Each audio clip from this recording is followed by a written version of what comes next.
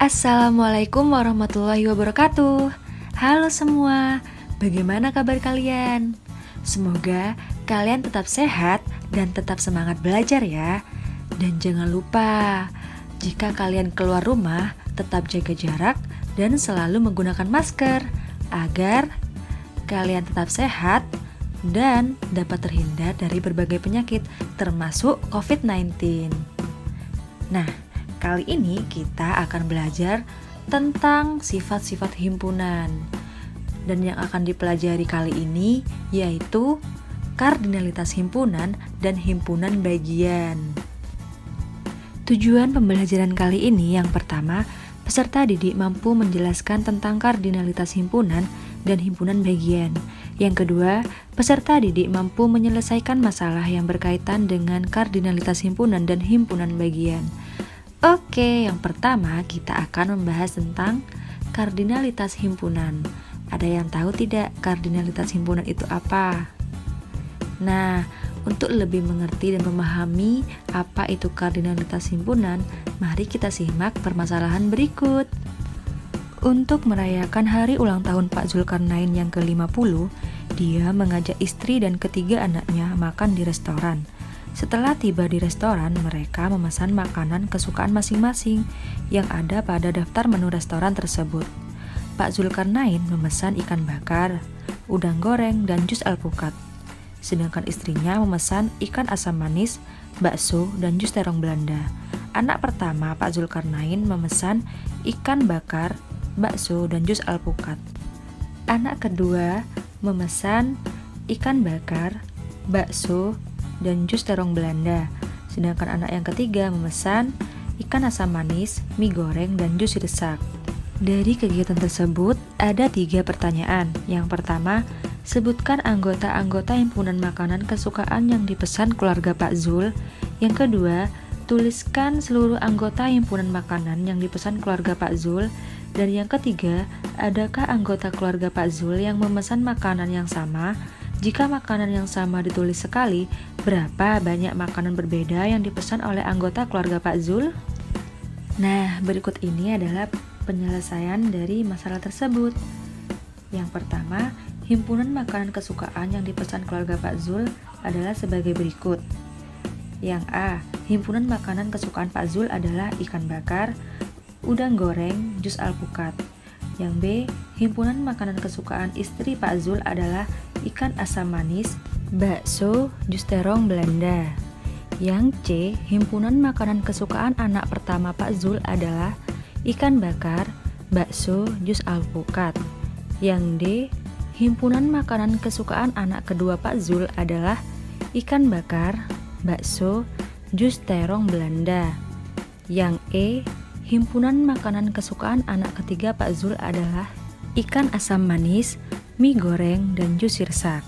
Nah, jika kalian perhatikan dari semua himpunan, baik dari himpunan makanan kesukaan Pak Zul, istri Pak Zul, anak pertama Pak Zul, anak kedua Pak Zul, dan anak ketiga Pak Zul, itu terdapat 3 jenis makanan, sehingga dapat dikatakan bahwa banyak anggota himpunannya adalah 3. Kemudian yang nomor 2, seluruh makanan yang dipesan keluarga Pak Zul adalah ikan bakar, udang goreng, jus alpukat, ikan asam manis, bakso, jus terong Belanda, ikan bakar, bakso, jus alpukat, ikan bakar, bakso, jus terong Belanda, ikan asam manis, mie goreng, dan jus sirsak.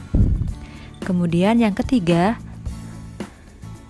jika makanan yang sama ditulis hanya 1 kali, maka himpunan makanan yang dipesan keluarga Pak Zul adalah ikan bakar, udang goreng, jus alpukat, ikan asam manis, bakso, jus terong Belanda, mie goreng, dan jus sirsak. Nah, sehingga dapat dikatakan bahwa banyak anggota himpunannya itu ada 8. Mengapa demikian?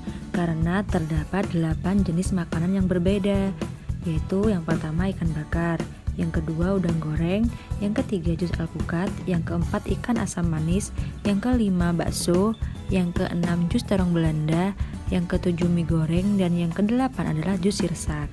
Berdasarkan keterangan di atas, bilangan 3 dan 8 menyatakan banyaknya anggota dari suatu himpunan. Dengan demikian dapat disimpulkan bahwa kardinalitas himpunan adalah bilangan yang menyatakan banyaknya anggota dari suatu himpunan dan dinotasikan dengan NA. Kemudian ada beberapa informasi nih. Yang pertama, himpunan hingga. Himpunan hingga adalah himpunan yang memiliki anggota hingga atau finite set. Dapat dikatakan himpunan hingga ini banyak anggotanya dapat kita hitung. Contohnya himpunan A yaitu 1, 2, 3, 4. Berapa banyak anggota himpunan A?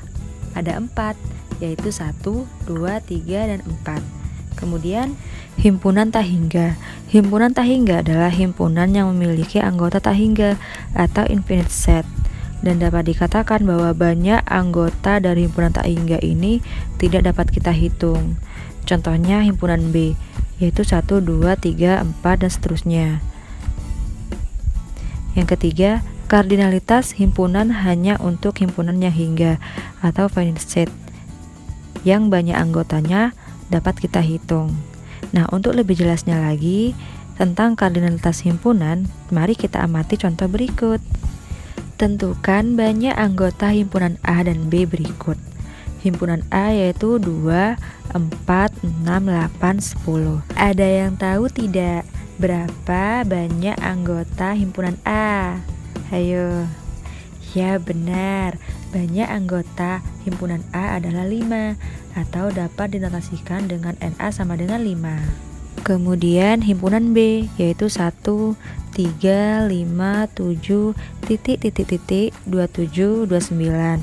Atau dapat dikatakan lagi bahwa himpunan B adalah himpunan bilangan asli ganjil yang kurang dari 30. Lalu, berapa banyak anggota himpunan B? Ada yang tahu? Ya, benar sekali bahwa banyak anggota himpunan B adalah 15, yaitu 1, 3, 5, 7, 9, 11, 13, 15, 17, 19, 21, 23, 25, 27, dan 29. Dan dapat dinotasikan dengan NB sama dengan 15. Nah, sudah paham ya apa itu kardinalitas himpunan dan bagaimana cara menentukannya? Sekarang kita akan membahas tentang himpunan bagian. Ada yang tahu tidak apa itu himpunan bagian? Masih ingat materi yang kemarin? Masih ya? Nah, untuk lebih memperjelas lagi apa itu himpunan bagian, mari kita simak permasalahan berikut. Seluruh siswa kelas 7A SMP Taman Siswa berjumlah 32 orang yang terdiri dari 15 siswa laki-laki dan 17 siswa perempuan. 10 siswa laki-laki gemar sepak bola, 5 siswa laki-laki gemar bola voli, 9 siswa perempuan gemar menari, dan 8 siswa perempuan gemar menyanyi.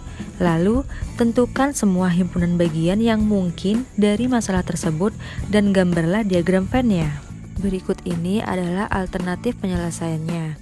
Jika S adalah himpunan semesta, A adalah himpunan siswa laki-laki, B adalah himpunan siswa perempuan, C adalah himpunan siswa laki-laki yang gemar sepak bola, D adalah himpunan siswa laki-laki yang gemar bola voli, E adalah himpunan siswa perempuan yang gemar menari, dan F adalah himpunan siswa perempuan yang gemar menyanyi, maka yang pertama, himpunan A adalah himpunan bagian dari S. Yang kedua, himpunan B adalah himpunan bagian dari S. Yang ketiga, himpunan C adalah himpunan bagian dari S. Yang keempat, himpunan D adalah himpunan bagian dari S. Yang kelima, himpunan E adalah himpunan bagian dari S. Yang keenam, himpunan F adalah himpunan bagian dari S. Mengapa demikian?